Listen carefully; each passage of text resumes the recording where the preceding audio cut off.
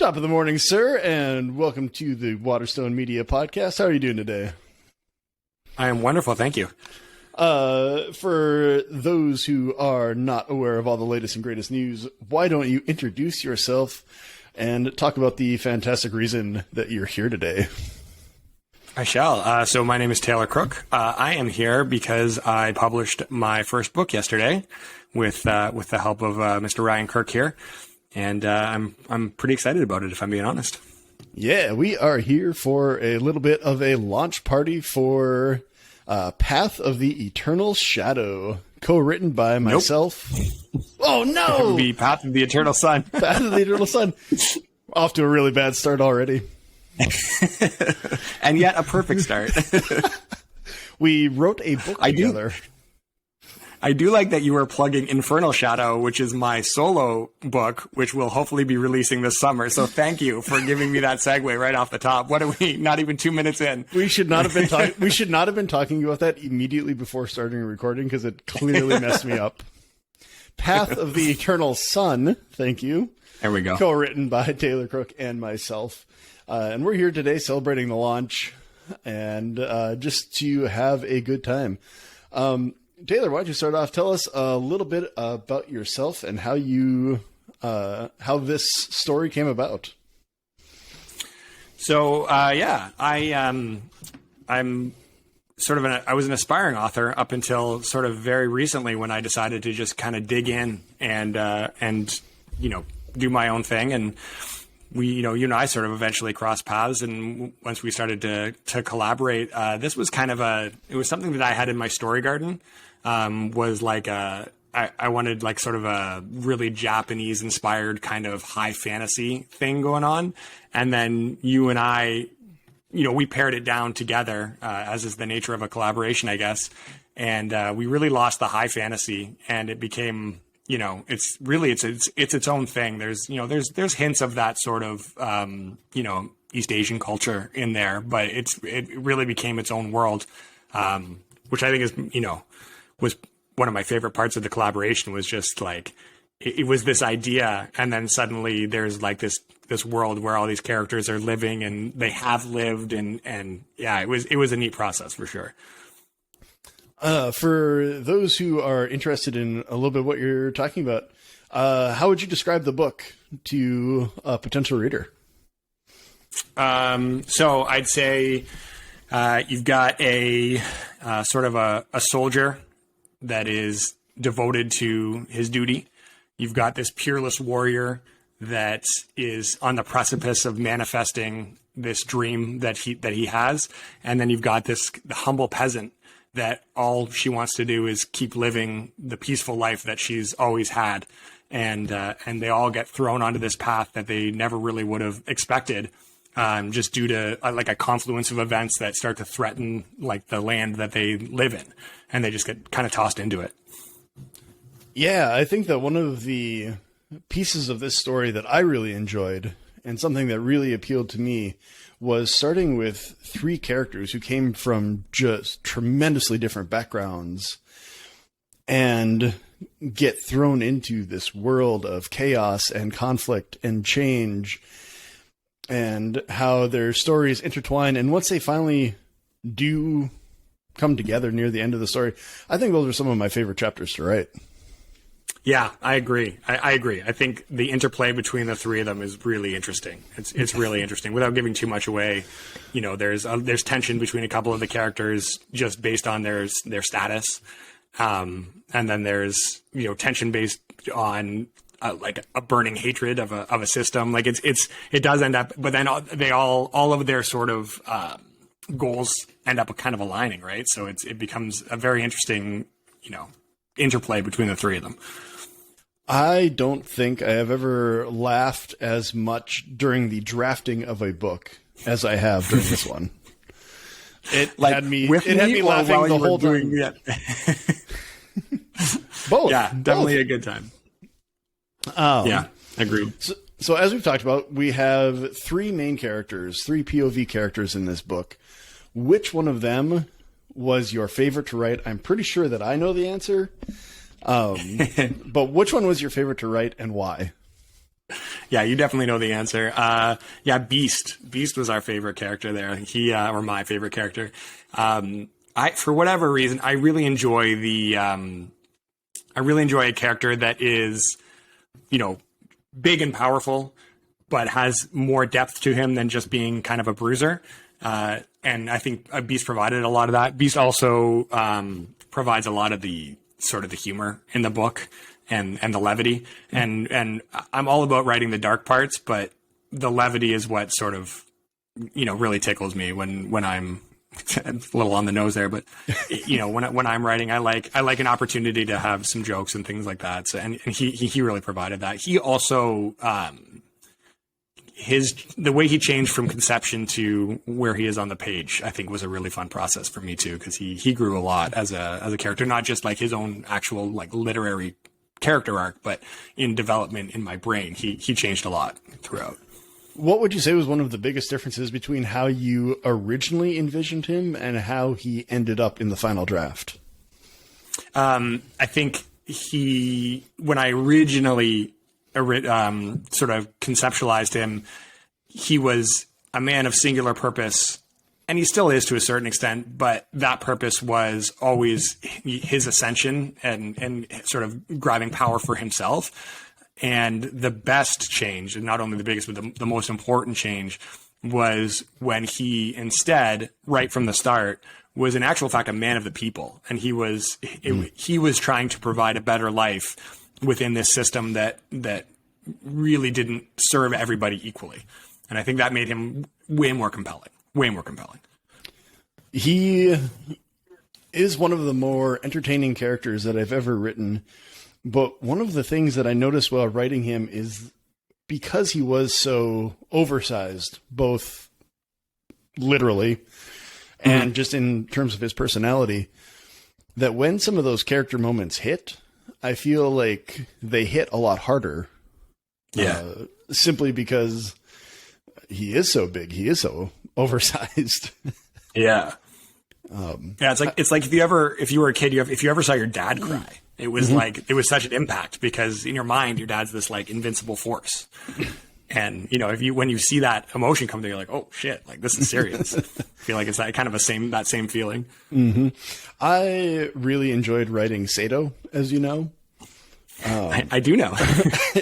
But for those new readers who are here, Sato is a character who starts out as a very high-ranking general in this nation's army and very devoted to honor and duty.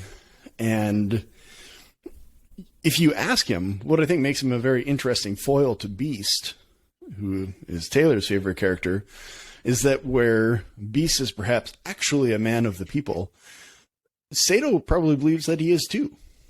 Yeah. That he thinks that he's doing the work that is necessary for this nation to survive and to thrive. Mm-hmm. And his journey throughout the course of the book is peeling away the layers of his belief. And I've never written a character like that before, and I really enjoyed it. Yeah. I mean, you know that at times I struggled a little bit with writing those Sato chapters, but I think that ended up being a good exercise for me as a writer to get myself into a position where I could write him a little more confidently. And so I think by the end of this first book, I was comfortable, but a lot of that was when you took the character and added your flair to him, that was a blueprint that I could follow. So that helped me a lot too. But yeah, you're right. He, if you asked him, he'd say, yeah, of course I'm a man of the people. But it would be, I'm a man of the people because I follow the path, which is in our world, which is their their code of honor. So because I follow the path, I am a man of the people. And it's that mindset change that is interesting to watch in him for sure. Absolutely. This kind of gets into a little bit of the process that we've been talking about. This is a co-written book, something that we were both involved in from its very inception to the final period in the final sentence. What was the favorite part of the process for you? It's going to sound like I'm blowing smoke. But Blow away. Legitimately, you're an author that I've been reading for a long time. So to be on my path as an author myself, and then I get to turn around and work with you. That's such a great, think about an author that you read when you were coming up. If you had been given the opportunity to write with that person, it's amazing. And the amount that I learned and grew, I wrote that short story, for those that want to check it out, taylorcrook.ca, short story. And one of the things you said to me, you prefaced it by saying, don't take this the wrong way, but, I don't think you could have written that story a year ago. Mm-hmm. And, that was just, to me, that was such a great compliment that, I had sort of grown, and it's getting to work hand in hand with you. I owe a lot of that growth to you. So I know it's kind of a broad statement, but that was definitely the most fun. A little more specifically, when we were doing our first edit run, was it during the first edit run? Anyway, at any point, we had for a little while, we were doing a 9:00 meeting where we would get on Zoom, go into a shared document, and just essentially write together. And I remember one day specifically, you're like, hey, we need to fix up this paragraph and add this. And he said, so you add this, and I'm going to go here and check. And so we were in tandem writing this chapter, and that was pretty cool. I don't know if that's something that would work, start to finish on a book, but certainly in places, I think it was a really effective way to collaborate. Yeah. The joint writing sprints. Yeah. Why not? Right. I think the other thing I've noticed is you describe yourself as a serial dabbler, and dabble we did. We we tried a bunch of different stuff. So we sure did. I think for me, one of the pieces that really continued to impress me was whenever we came across a problem, or maybe we had an idea, we could run it next to the other person. And I feel like every single time we did that, the story just became that much richer as a result. For sure. It seems silly to say, kind of cliche, but the 1 + 1 equaled more than 2. 100%.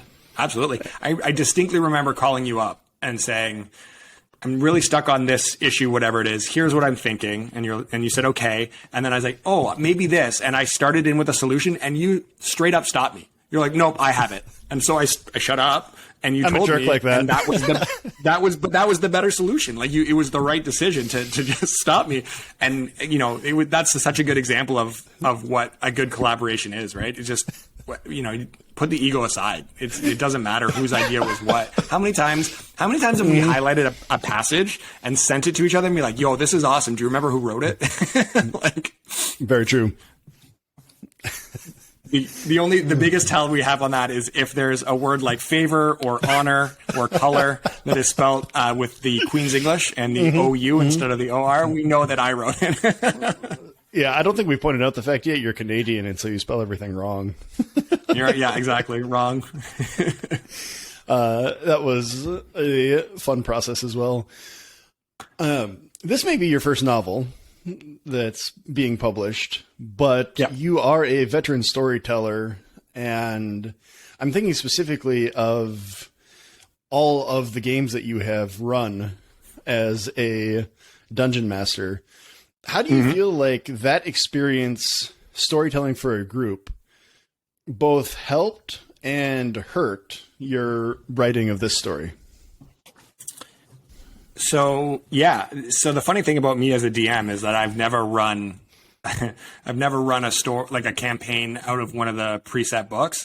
For those that aren't familiar with Dungeons and Dragons, we've got preset books. Curse of Strahd is a good example, where you, as the dungeon master, you look in it, you design your campaign around what's going in there. You can do strictly by the book exactly what it says, or you can, it allows you to do whatever you want to do.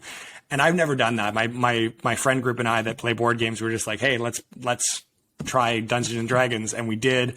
And my buddy DM'd one, and he made it up. So I was like, I could make one up. So I made up the story.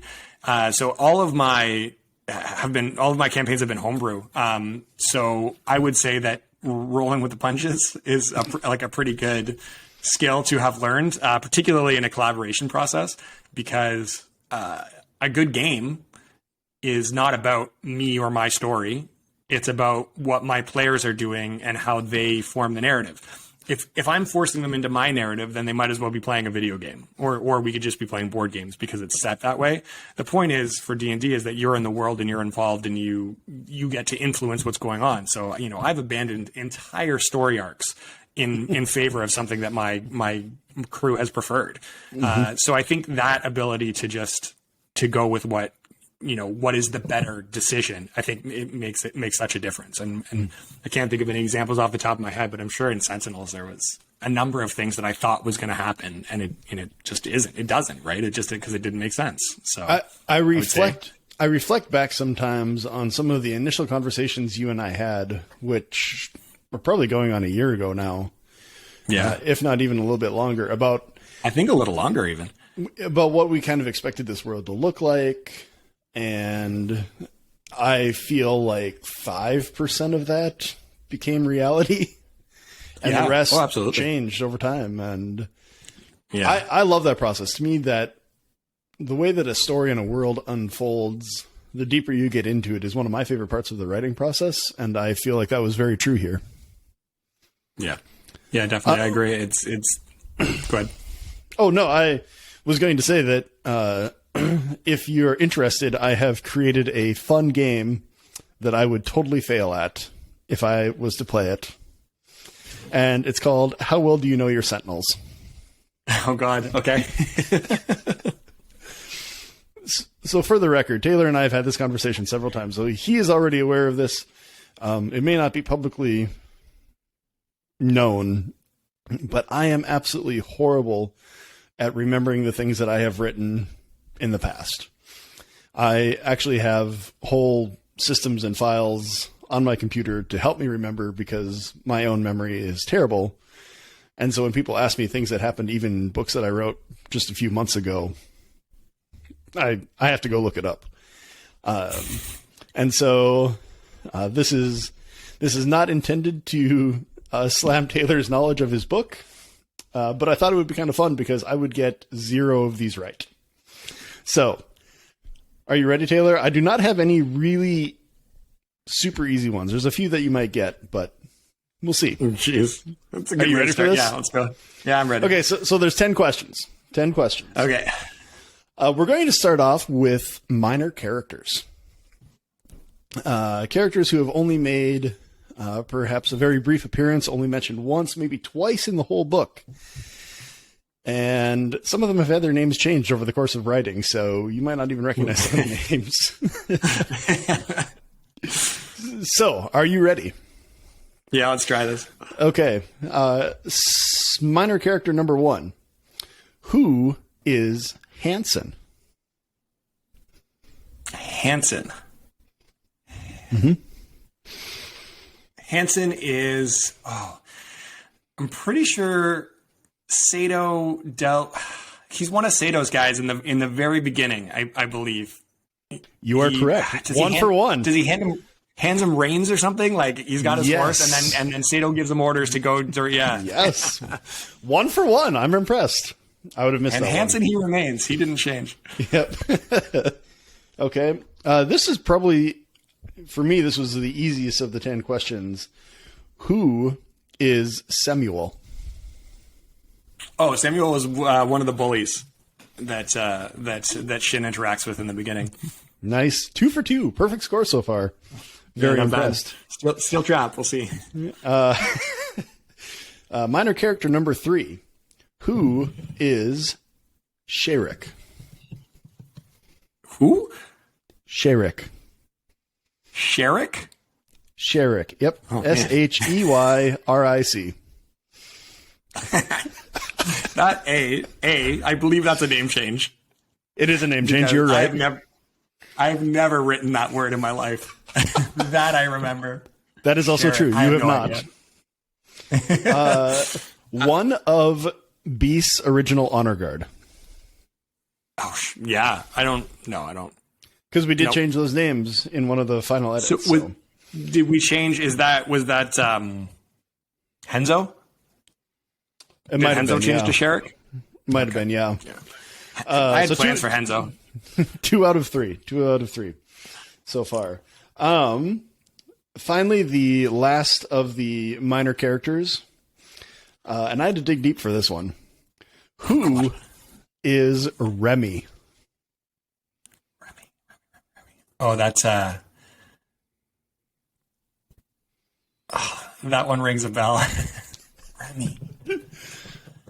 Can I get a clue? Who does Remy interact with? Which one of our main characters does Remy interact with?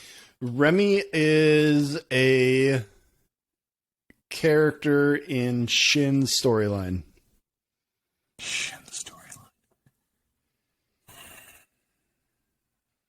A very minor character. Yeah, clearly. Is he one of the Luan? Nope. Nah, I'm not going to get it.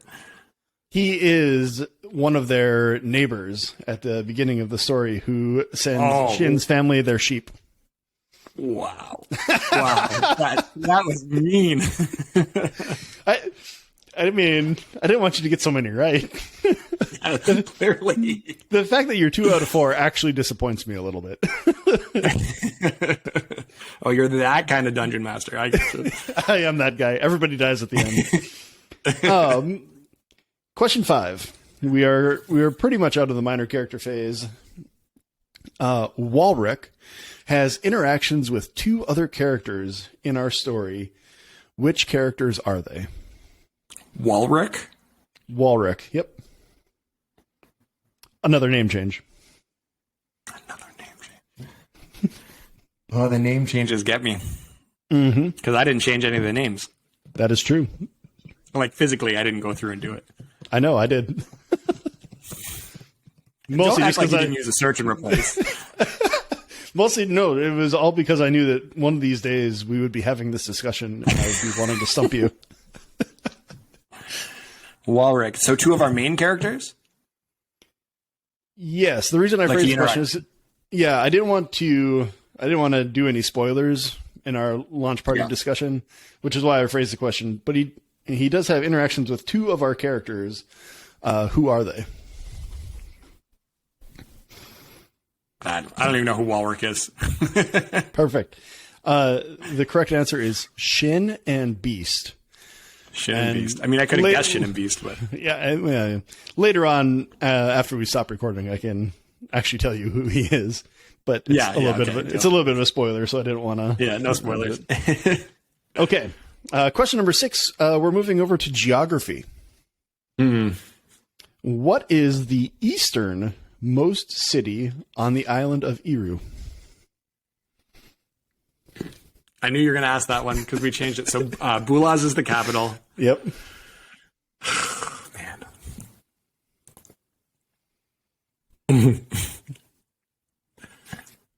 I have no idea. Hankala. Mm-hmm. You think I promise you, everyone that's listening, I promise you I was involved in writing this book. I mean, I was literally digging through our files this morning trying to find the most obscure references I could, so nothing happens in Hankala the entire story. It's just there. No, it's on our maps. It's on our maps, yeah. Okay, this one I think you're going to get. What is the name of the camp that Sato first trains his new warriors? Oh, yes. 3 out of 7, almost 50%. Ooh. Okay, this one is a fun one. It's a 7-parter.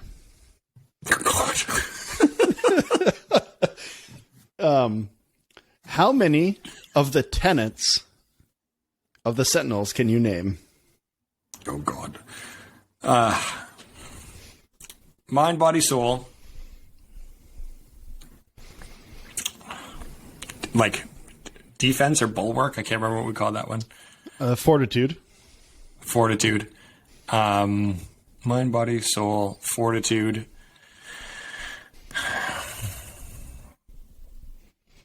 I mean, I'm going to have to give you credit for the question because you already have more than half. So, yeah, spirit. Is spirit one, or did we put that under soul? Probably that's soul. Yep. Like honor, is honor one? No.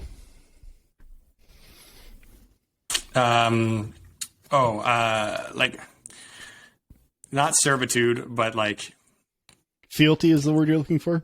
Fealty, yeah, fealty. Yep. And, only two, and then the only last two two, left. I'm not gonna get them. I don't. Restraint and law. Restraint and law, right. Right. Not bad. 5 out of 7. That is at least 4 out of 7 more than I would have gotten. So, and that I wrote, like, when we were writing through that was a calendar year ago that I came up with those, and I have not really thought about them since. Like, aside from, like, obviously I would sort of informed Sato stuff, but it wasn't like I wasn't studying the tenets. I'm a bad sentinel. Okay, for this next question, I don't expect you to get this exactly right. Because I started diving deep because I wanted 10 questions and I was out of questions. But I'm curious how close you get. How many times does the name Beast appear in our final draft? Oh, man.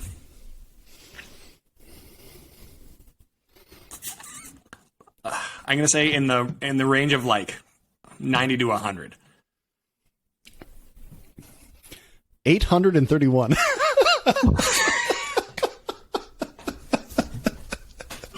Jeez. He gets referenced a lot. 90,000 word book. He's 1/3 of the story. Comes up a lot. That's so funny. I thought I was guessing high. It would actually be an impressive feat to reference one of your main characters only 90 times in an entire novel, I think. Yeah, I guess that's true. I wasn't really thinking about, like, his chapters, like, when Beast blah, blah, blah, Beast did, like, I was thinking about outside of that, but yeah, that makes sense. Okay, so the next one is a little bit of an inside joke between Taylor and I that I was making fun of him for during the editing process. But Taylor, how many times are shoulders mentioned in the final draft of Path of the Eternal Sun? In the final draft. In the final draft. Imagine. Not the first draft in which it was the thousands. You're right, yes. In the final draft, I bet we cut shoulders down to 50. You're actually pretty close. 30. Yeah. 30, okay. Shoulders get mentioned 30 times in our final draft. As I edit Infernal Shadow, I have removed some hands on shoulders as well. It just seems like, so for those that are listening, I like my characters when they're connecting emotionally with somebody to place a hand on a shoulder, maybe if they're giving comfort. What you don't realize when you're writing is how often you go to a thing. And in this case, it was a lot. I'm very guilty of, different errors. I do, the ones that I have to watch out for are smiling and nodding. Yes. People in my stories are always smiling and nodding. They're very agreeable. Very, very agreeable folk. And so I feel like that is a fantastic way to wrap up this launch party, the return of the Waterstone Media Podcast. Taylor, is there anything that you would like to say before we sign off for the day? Just, obviously a huge thank you to you and everything you did to help with the collaboration of this project. And like all of the nuts and bolts of being an independent author that you kind of took on and allowed me to just be creative. So I'm not sure what that's going to look like when I release my solo book, but I'm imagining you're getting a lot of phone calls. So. Sounds good. Well, to everybody listening, I'll have links to the book and all of the various websites and social medias and all of that at the end of the show. If you're watching this on YouTube, don't forget to like and subscribe because we're just going to keep being goofy. Yeah. And yeah, I think that's it. Have a wonderful day, a wonderful week, and I will talk to you guys all later. Thanks, everyone. Nice meeting you.